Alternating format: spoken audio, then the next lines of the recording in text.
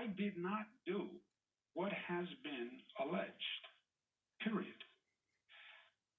I won't speculate about people's possible motives, but I can tell you as a former attorney general who's gone through this situation many times, there are often many motivations for making an allegation.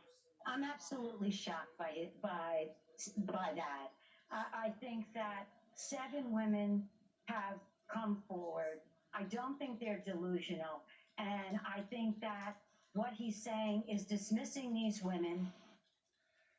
Harold, I guess the question is that some Democrats talk about it one way when it's not the governor of New York, a fellow Democrat, and talk about it another way if it's allegations against a Republican or someone else.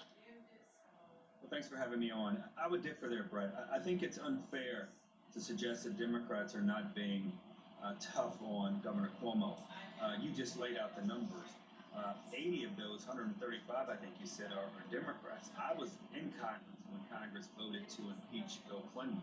It was done along partisan lines. The most recent impeachments were done along partisan lines. This is a bipartisan effort calling on a governor, a Democratic governor, arguably the most popular, the most well-known Democratic governor, if not the most well-known governor in the country, for him to resign. He faces 2 battles, legal and the other political.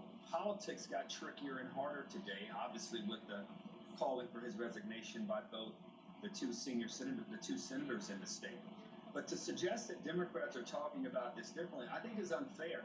Democrats are the ones leading the charge, and frankly, they're the ones on this evening who have made the politics so much more difficult, so much trickier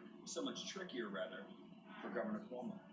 Well, I guess my point is that someone like Vice President Harris, who's spoken out many times on the campaign trail about this issue, Ari, is not answering any questions about it. And here's how the White House responds.